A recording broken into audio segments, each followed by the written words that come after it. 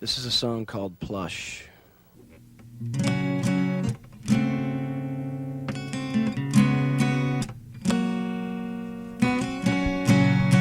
This is a song called Plush. And with those words, Stone Temple Pilots lead singer Scott Weiland, along with guitarist Dean DeLeo, launched into an acoustic performance of Plush, which was soon to be the band's next big single. It is this live performance that many consider to be Weiland's greatest vocal achievement. Stone Temple Pilots exploded onto the music scene in 1992 with the single Sex Type Thing from their debut album, Core. And while the band was gaining momentum thanks to MTV and alternative radio, many rock historians point to the band's stripped-down version of Plush as the thing that legitimized the group and helped launch them to superstardom. Thanks to Sex Type Thing, the group was invited on the MTV metal show Headbanger's Ball. Guitarist Dean DeLeo suggested that he bring his acoustic guitar so they could perform Plush on the show, and the network agreed. The episode was recorded on December 5th, 1992, after the band had finished a month of concerts opening for Rage Against the Machine. They took a plane to New York and ingested some pills to help them sleep.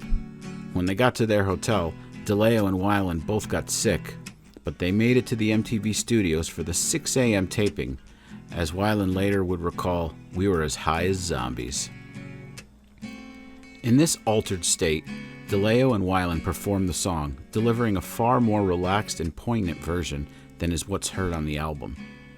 The haunting lyrics to the song are somewhat ambiguous, but seem to tell the tale of a search for a missing girl who turns out to be dead. With its seemingly random imagery, a mask that was found, search and rescue dogs on the prowl, inclement weather, it's nearly impossible to decipher precisely what Plush is all about. Years later, during an episode of VH1 Storytellers, Scott Weiland finally spilled the beans, telling the audience, "The lyrics to this song were inspired by a true story.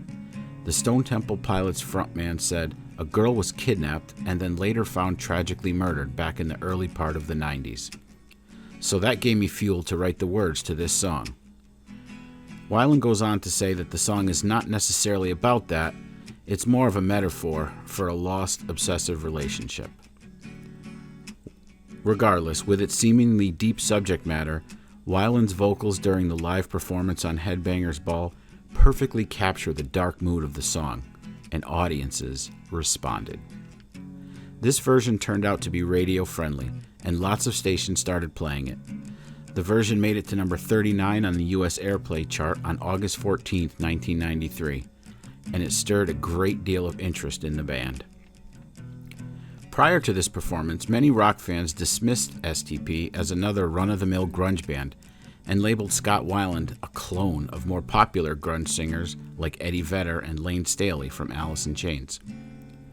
But after the acoustic version of Plush took off, those comparisons died down, and audiences began to appreciate Scott Weiland as a legitimate rock frontman with a powerful voice who could really bring it if he was inspired.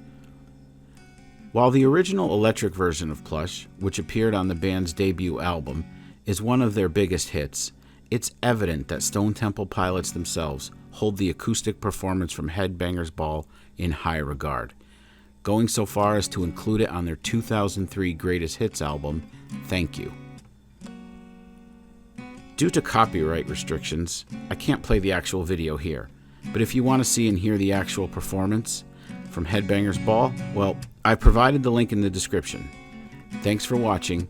Please like and subscribe.